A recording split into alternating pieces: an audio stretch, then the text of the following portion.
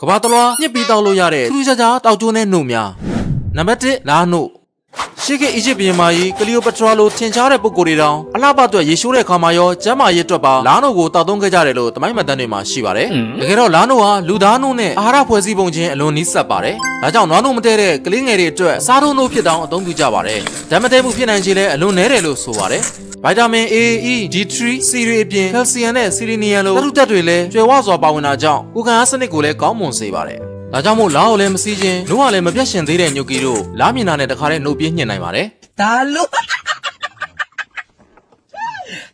sorry နံပါတ်2ကလအုပ်နှုတ်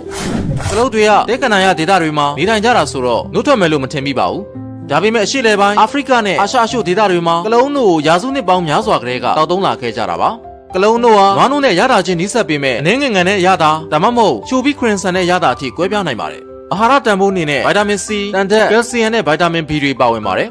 ဓာတ်ထိုးဆန့်ကျင်ပစ္စည်းအန်တီအောက်ဆီဒန့်တွေလည်းပါဝင်တာကြောင့်မို့ကျန်းမာရေးအတွက်လည်းအလွန်ကောင်းမွန်ပါတယ်ဒါကြောင့်မို့တဲကနာရဒေသတွေမှာခီတီကြီးရက်တည်နေတဲ့ပီရမစ်ကြီးတွေကိုငေးရင်ကလအုပ်နှုတ်ပူပူလေးတစ်ခွက်တောက်ပြီးဘယ်တော့မှပြန်မရနိုင်တော့တဲ့ညိုကီတို့ရဲ့အရှိဦးကိုလွမ်းရင်ငေးရင်ဖိနိုင်ပါတယ်နံပါတ်3ရက်နှုတ်ရက်နှုတ်ဟာရက်ပြီးဆိုးဝါးတောက်ရတဲ့နှုတ်မဟုတ်ပဲနှိမ့်မွေနာဒေသတိဘက်ကုန်းပြင်မြင့်နဲ့အာရှလေပိုင်းကအေးပြီးမြင်မာတဲ့တောင်တန်းဒေသတွေမှာနေထိုင်ကြတဲ့နွားမျိုးရင်းဝင်တိရစ္ဆာန်ကြီးတွေကရတဲ့နှုတ်ပါ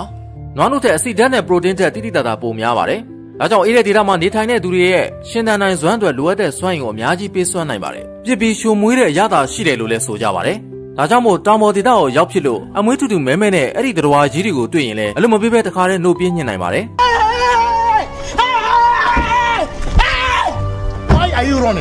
နံပါတ်4တမင်နှုတ်ဆိုတာကတော့နာမည်အတိုင်းတမင်မတွေစီကနေရတဲ့နှုတ်ပါတမင်သီးတွေကိုမှားညှင်ရင်တော့နှုတ်မထွက်တတ်ပါဘူး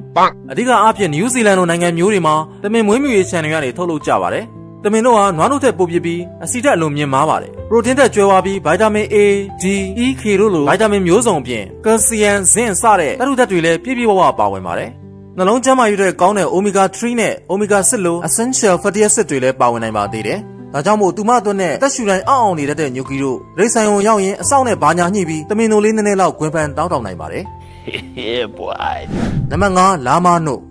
နောက်ဆုံးမိတ်ဆက်ပေးရှင်တာကတော့လာမနှုတ်ပါဒီတိရစ္ဆာန်တွေဟာတောင်အမေရိကအန်တီစတောင်တန်းတွေမှာရှိပါတယ်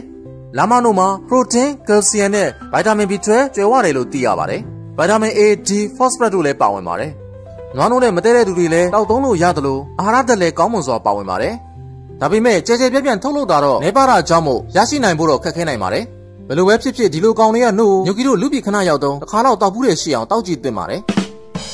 ဒီကြည့်ပြီးလို့ကျေးဇူးပါနောက်ဗီဒီယိုတွေမှာဒီထက်ပိုပြီးထူးဆန်းတဲ့အကြောင်းအရာတွေနဲ့ပြန်လည်ဆုံတွေ့ကြပါမယ်